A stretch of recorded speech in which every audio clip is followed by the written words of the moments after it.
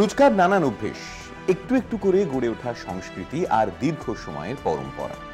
সেই পরম্পরা ঐতিহ্যের একটু স্বাদ শুধুমাত্র এখানে। শুরু করছে ভারত আমার ভারতবর্ষ। নমস্কার, আমি কৌশিক। নমস্কার, আমি সুচন্দ্রিমা। আজকের পর্বের লেখক বিশিষ্ট সাংবাদিক জয়ন্ত চৌধুরী।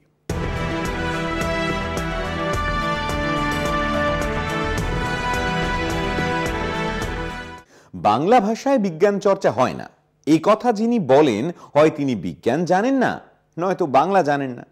যথেষ্ট খেদের সঙ্গে এমন কথা বলেছিলেন বিজ্ঞানাচার্য সত্যেন্দ্রনাথ বসু। বিংশ শতাব্দীর মধ্যভাগের কথা।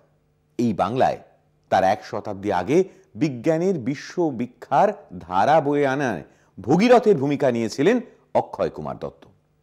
ঈশ্বরচন্দ্র বিদ্যাসাগরের বন্ধুর সেই অক্ষয় কীর্তি ঘটনাচক্রে তার সমসাময়িক মনীষীদের সৌজন্যে আড়ালে চলে গিয়েছিল। বাংলা ভাষায় যুক্তিবাদী বিজ্ঞান দর্শন বিষয়ক গদ্য সাহিত্যের জনক অক্ষয় কুমার দত্ত। বাংলা ছাপাখানা থেকে পত্রিকা প্রকাশের সূচনা হয়েছিল ইংরেজদের হাতে। বাংলা ভাষায় বিজ্ঞান চর্চার সূত্রপাতেও ব্রিটিশারদের ভূমিকা সুবিদিত। রবার্ট মে নামে এক ইংরেজ শিক্ষকের লেখা গণিত সেই অর্থে প্রথম প্রকাশিত বিজ্ঞানের বাংলা বই। তবে সে ভাষা বড় খটোমটো, পড়তে গিয়ে পদে পদে হোঁচট খেতে হয়। ব্যাকরণগত শুদ্ধ হলেও তখনকার কথ্য ভাষা থেকে অনেক দূরে ছিল সেই মুদ্রিত বাংলা। ফলে সুনির্দিষ্ট জ্ঞান পিপাসু ছাড়া তা মোটেই সাধারণের মনে পড়ার আগ্রহ জাগাত না। ভাষার এই কৃত্রিমতা থেকে বাংলাকে মুক্তি দিয়েছিলেন অক্ষয় কুমার দত্ত।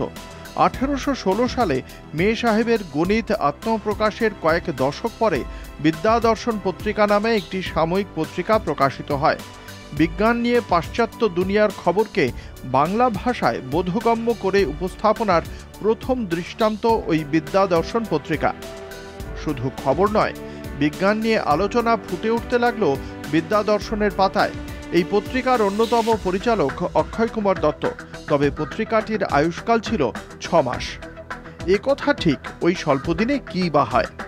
কিন্তু বিদ্যাদর্শন পত্রিকার সৌজন্যে বিজ্ঞানকে প্রথম সাধারণের জগতে নিয়ে এসেছিলেন অক্ষয় কুমার। তার জন্ম হয় 1820 সালের 15ই জুলাই নবদ্বীপের কাছে বর্ধমান জেলার অন্তর্গত চুপি নামক গ্রামে। তার বাবা পীতাম্বর দত্ত ও মা দয়াময়ী দেবী। আর্থিক দিক থেকে সচ্ছল পরিবার। সেকালের রীতি অনুসারে গুরু মহাশয়ের কাছে প্রাথমিক পাঠের পর মুন্সি আমির উদ্দিনের কাছে আরবি ও ফার্সি শেখেন তিনি। একই সঙ্গে পণ্ডিত দুর্গাদাস ন্যায়রত্ন, গোপীনাথ তর্কালঙ্কারের কাছে সংস্কৃত পড়েন অক্ষয় কুমার। এরপর কলকাতায় এসে ওরিয়েন্টাল সেমিনারি স্কুলে ভর্তি হলেন।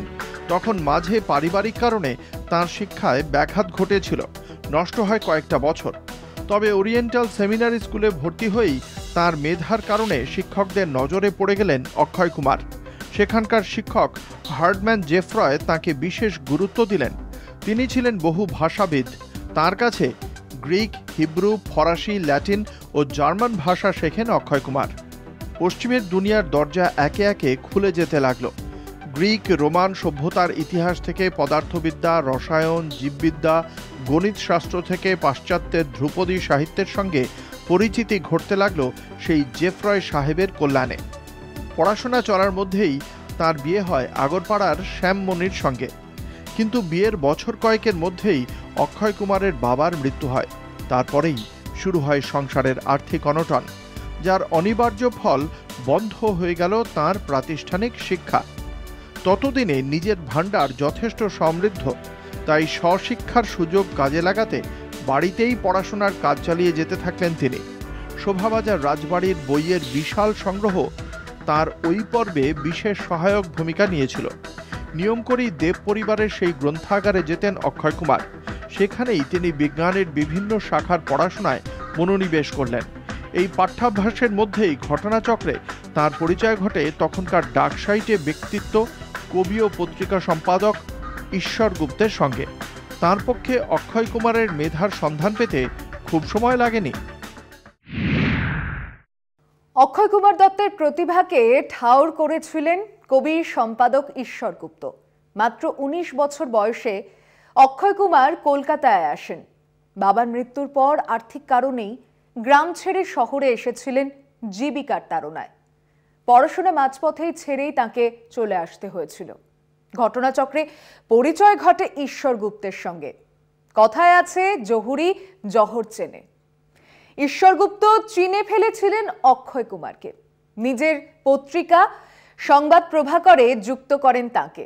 নিয়মিত অনুবাদ সহ মৌলিক গদ্য লেখালেখির কাজ দেওয়া হয় অক্ষয় কুমারকে।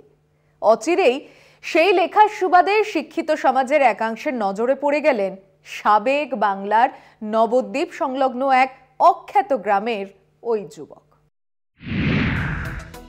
ঈশ্বর গুপ্তের সংবাদ প্রভাকর পত্রিকা অক্ষয় কুমারের লেখক জীবনের মোড় ঘুরিয়ে দিয়েছিল। 1838 সালে তিনি যোগ দেন ঈশ্বর গুপ্তের প্রতিষ্ঠানে। তিনি অক্ষয় কুমারকে নিয়মিত লেখার সুযোগ দেন তাঁর সম্পাদিত পত্রিকায়। শিক্ষিত বিশিষ্ট জনের সঙ্গে দিনে দিনে পরিচিতি তৈরি হয় তাঁর। এর কিছু পরেই দেবেন্দ্রনাথ ঠাকুর তত্ত্ববোধিনী সভার পত্তন করেন। ঈশ্বর গুপ্তের মাধ্যমে অক্ষয় কুমারের পরিচয় হয় দেবেন্দ্রনাথের সঙ্গে।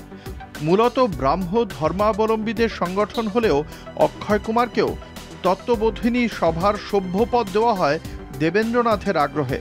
তৈরি হয় সভার নামে পাঠশালা। 8 টাকা বেতনে সেই পাঠশালায় শিক্ষকের কাজ নিলেন অক্ষয় কুমার।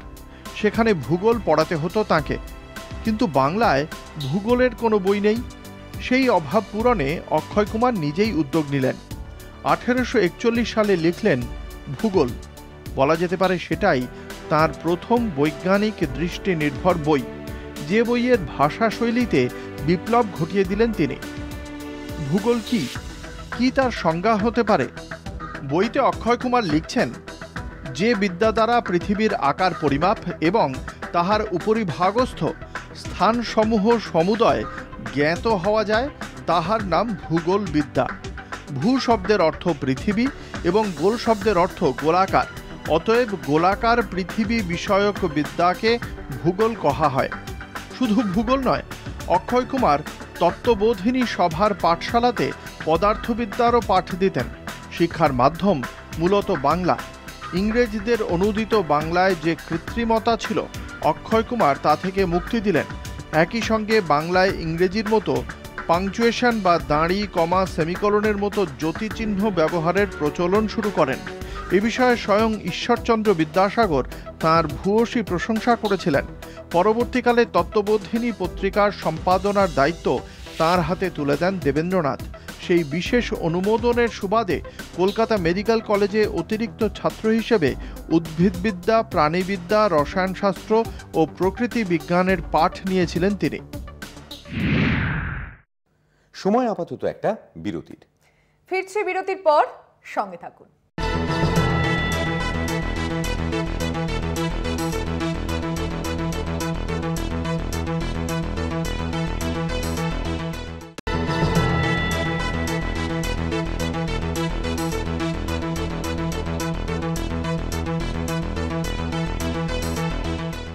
দেবেন্দ্রনাথ ঠাকুরের সান্নিধ্যে অক্ষয় কুমার ব্রাহ্ম ধর্মে আকর্ষিত হন। তার জেরেই 1843 সালে রামচন্দ্র বিদ্যাবাগীশের কাছে আরও কয়েকজনের সঙ্গে ব্রাহ্ম ধর্মে দীক্ষা নেন তিনি। তবে সময়ের সঙ্গে সঙ্গে তার এই ধর্মচিন্তার বদল ঘটেছিল। পশ্চিমী যুক্তিবাদী বৈজ্ঞানিক দৃষ্টিভঙ্গি তার মেধা চর্চায় প্রভাব ফেলেছিল। চৈতন্যদেবের উত্তরকালে অবিভক্ত বঙ্গে যেসব ক্ষুদ্র ক্ষুদ্র ধর্মীয় গোষ্ঠী তৈরি হয়েছিল, অক্ষয় কুমারের যুগান্তকারী গবেষণাধর্মী অথচ সাধারণের বৌদ্ধ ভাষায় লেখা ভারতবর্ষীয় উপাসক সম্প্রদায় আজকের দিনেও প্রাসঙ্গিক। 19বিংশ শতাব্দীতে অক্ষয় কুমার তাঁর সুবিশাল সাহিত্য সাধনা এবং জ্ঞান চর্চায় যুক্তিবাদের প্রয়োগে বঙ্গবাসীর চিন্তা চেতনার ক্ষেত্রে যে বিপ্লব এনে দিয়েছিলেন, এই যুগের বাঙালি তার বড় একটা খোঁজ রাখে না। সমাজ বিজ্ঞানী বিনয় ঘোষ এমনই আক্ষেপ প্রকাশ করেছিলেন। 1851 সাল থেকে বছর দুয়েকের মধ্যে অক্ষয় কুমার দুখণ্ডে প্রকাশ করলেন বাহ্য বস্তুর সহিত মানব প্রকৃতির সম্বন্ধ বিচার। স্কটিশ বিজ্ঞান বিষয়ক লেখক জর্জ কুম্বর লেখা বই essay on the constitution of man and it's relation to external object তখন ইউরোপীয় সমাজে শিক্ষিত পড়ুয়া মহলে সাড়া জাগিয়েছিল। অক্ষয় কুমার সেই গ্রন্থের ভাবানুবাদ করেছিলেন তার ওই 2 খণ্ডের বইতে। চারুপাঠ প্রকাশিত হল 1854 সালে। উপদেশ ও নীতিকথামূলক নিবন্ধের মধ্যে তিনি উদ্ভিদবিদ্যা, প্রাণীবিজ্ঞান, ভূগোল, পদার্থবিদ্যা ও জ্যোতির্বিজ্ঞান সম্পর্কে লিখে দিলেন। 1859 সালে তাঁর আরেকটি বিজ্ঞান গ্রন্থ প্রকাশিত হয়, নাম পদার্থবিদ্যা। গবেষকদের মতে বাংলায় পদার্থবিজ্ঞানের ওপর সেটি ছিল প্রথম পূর্ণাঙ্গ বই। বিজ্ঞানের ইংরেজি শব্দের প্রতিশব্দ ব্যবহারের সূচনাও করেন তিনি। আসলে তত্ত্ববোধিনী পত্রিকার সম্পাদনার সময় থেকেই তিনি পত্রিকার প্রতিষ্ঠাতা দেবেন্দ্রনাথের ভাববাদী ধর্মীয় দৃষ্টিভঙ্গির তুলনায় যুক্তিবাদী ধারণাকেই গুরুত্ব দিয়ে আসছিলেন। হরপ্রসাদ শাস্ত্রী মনে করতেন তত্ত্ববোধিনী পত্রিকা সমস্ত বাংলার ইউরোপীয় ভাবপ্রচারের মিশনারি ছিল। বাঙালি ছেলেদের মধ্যে ইংরেজির ভাব প্রবেশ করানো সর্বপ্রথম অক্ষয় কুমার দত্ত দ্বারা সাধিত হয়। অক্ষয় কুমারের সেই ভূমিকা যে পরম ব্রাহ্ম দেবেন্দ্রনাথের মোটেই পছন্দের ছিল না তা নিশ্চিত। সভার অন্য সদস্যদের মধ্যেও তা নিয়ে বিতর্ক মাথাচাড়া দেয়। কিন্তু বাইরে থেকে বিদ্যাসাগরের সমর্থন পেতেন অক্ষয় কুমার, আর তাতে ভর দিয়েই তিনি যুক্তিবাদী জ্ঞানচর্চার প্রশ্নে আরও বেশি আগ্রাসী হয়ে উঠেছিলেন। বেদ অপৌরুষেয়, অতএব নিত্য এবং অভ্রান্ত, এমন ধারণার পরিপন্থী ছিলেন অক্ষয় কুমার। তিনি মনে করতেন কৃষক পরিশ্রম করে শস্য ফলায়, জগদীশ্বরের কাছে প্রার্থনা করে কোনো লাভ হয় না। বীজগণিতের সমীকরণের আদলে তা প্রকাশ করেছিলেন তিনি সেই 19 শতকের বাংলায়। অক্ষয় কুমারের সেই বিখ্যাত ইকুয়েশন, পরিশ্রম ইকুয়ালস টু ফসল, পরিশ্রম প্লাস প্রার্থনা ইকুয়ালস টু ফসল, অতএব প্রার্থনা ইকুয়ালস টু 0। চার্লস ডারউইনের জ্ঞাতি ভাই বিজ্ঞানী ফ্রান্সিস গ্ল্যান্টন তাঁর কর্মকাণ্ডের জন্য একাধারে যেমন বিখ্যাত তেমনই বিতর্কিত। কেননা 1869 সালে তাঁর লেখা হেরিডিটারি অফ জিনিয়াস নামক প্রসিদ্ধ গ্রন্থটি নাজিবাদীদের কাছে তাদের মতাদর্শের তাত্ত্বিক ভিত্তি হিসেবে বিশেষ সমাদৃত। আবার সেই গ্ল্যান্টন সাহেবই অপরাধ তত্ত্বের অপরিহার্য অঙ্গ আঙুল ছাপ তত্ত্ব প্রবর্তন করেছিলেন। এই গ্ল্যান্টনের লেখাতেও প্রার্থনার ক্ষমতা নিয়ে হুবহু না হলেও প্রায় একইভাবে বীজগণিতের ফর্মুলা ব্যবহার করেছিলেন। এই গ্ল্যান্টনও তাঁর লেখাতে প্রার্থনার ক্ষমতা নিয়ে হুবহু না হলেও প্রায় একইভাবে বীজগণিতের ফর্মুলা ব্যবহার করেছিলেন, কিন্তু সেটা তিনি লিখেছেন 1872 সালে। তার বছর 13 আগেই অক্ষয় কুমার ওই ফর্মুলা ব্যবহারিক জীবনে প্রয়োগ করে ছাপার অক্ষরে প্রথম প্রকাশ করেন। তাহলে গ্ল্যান্টনের সেই লেখা দেখে তিনি ওই ফর্মুলা লিখেছিলেন এমন ভাবার কোনো কারণ নেই। তবে অবিশ্বাস্য রকমের অধ্যবসায়ী পড়ুয়া অক্ষয় কুমার গ্ল্যান্টনের অন্য কোনো লেখনীতে অনুপ্রাণিত হয়ে ওই সমীকরণ লিখে থাকলে তা জানার কোনো উপায় নেই। যেমন বঙ্কিমচন্দ্র চট্টোপাধ্যায়, যিনি অক্ষয় কুমারের সম্পাদনায় তত্ত্ববোধিনী পত্রিকায় লেখা মনোযোগ সহকারে পড়তেন, অক্ষয়ের কারণেই বঙ্কিমের ওই পত্রিকার প্রতি দুর্বলতা টিকে ছিল। তিনিও বিজ্ঞান ভিত্তিক গদ্য লিখেছিলেন, তা অবশ্য সবটা ইংরেজিতে নয়। 1873 সালে তাঁর the study of Hindu philosophy বইতে বৈজ্ঞানিক যুক্তিবাদ নিয়ে আলোচনা করেছিলেন। অক্ষয় কুমার তার অনেক আগে থেকেই ভাববাদী দৃষ্টিভঙ্গি খণ্ডন করে বস্তুবাদী বৈজ্ঞানিক নিবন্ধ লিখে সাড়া জাগিয়ে ফেলেছেন। এখন সঙ্গত কারণেই প্রশ্ন জাগতে পারে, তাহলে কি অক্ষয় কুমারের চিন্তাধারা কোনোভাবে বঙ্কিমচন্দ্রকেও প্রভাবিত করেছিল? প্রার্থনার ফলাফল নিয়ে এমন কঠিন সত্য উচ্চারণ, তাও আবার দেবেন্দ্রনাথের নাকের ডগায় বসে, শুধু কঠিন নয়, অসম্ভব ছিল। কিন্তু বিদ্যাসাগরের প্রশ্রয়ে অক্ষয় কুমার নিজের মত প্রকাশে ছিলেন দৃঢ় প্রতিজ্ঞ। ধর্মতত্ত্বের বদলে বিদ্যাসাগরের বিধবা বিবাহের পক্ষে সক্রিয় হওয়া দেবেন্দ্রনাথ যে ভালো চোখে দেখতেন না তা বলাই বাহুল্য। অক্ষয় কুমার লিখছেন, সংস্কৃত শাস্ত্রোক্ত প্রমাণ ভিন্ন অন্য কোনো প্রমাণ গ্রাহ্য নহে, এবং সংস্কৃত শাস্ত্রকারেরা যে বিষয় যতদূর নিরূপণ করিয়াছেন তাহার অধিক আর জানা যায় না। এই মহানিরর্থক কুসংস্কার নিতান্ত ভ্রান্তিমূলক এবং অত্যন্ত হেয় ও অশ্রদ্ধেয়। 1863 সালে অক্ষয় কুমারের ধর্মনীতি বইটি প্রকাশে আলোড়ন পড়ে যায়। ধর্মের অজুহাতে বহু বিধবা, বাল্য বিবাহের মতো সামাজিক প্রথার বিরুদ্ধে কড়া ভাষায় আক্রমণ হানলেন তিনি। প্রশ্ন তুললেন, আর কতদিন আমরা এই বিষম দোষকর দেশাচারের দাস হইয়া সদাচারে বিরত থাকিব? একই বইতে বিধবা বিবাহের পক্ষে জোরালো সওয়াল করার সূত্রে নারী শিক্ষা বিস্তারের পক্ষেও সওয়াল করেন তিনি। তাঁর সেই অবস্থান সেকালে যুব সমাজকে যথেষ্ট আলোড়িত করেছিল। ইতিমধ্যে শরীর কিছুটা অশক্ত হলেও কাজে কোনো ছেদ নেই। শুরু করলেন তাঁর জীবনের সর্বাধিক গুরুত্বপূর্ণ গবেষণাধর্মী কাজ। প্রকাশিত হল ভারতবর্ষীয় উপাসক সম্প্রদায়, ভারতের অপ্রধান 182টি সম্প্রদায়ের উৎপত্তি ও বিবর্তন নিয়ে বস্তুবাদী বিশ্লেষণমূলক ইতিহাস। প্রথমে 2 খণ্ডে প্রায় 7 বছরের ব্যবধানে তৃতীয় খণ্ড প্রকাশিত হয়। ভারতবর্ষীয় উপাসক সম্প্রদায় যে গ্রন্থ আজও জিজ্ঞাসু পাঠকের কাছে প্রাসঙ্গিক। সময় আপাতত একটা বিরতির। ফিরছি বিরতির পর, সঙ্গে থাকুন।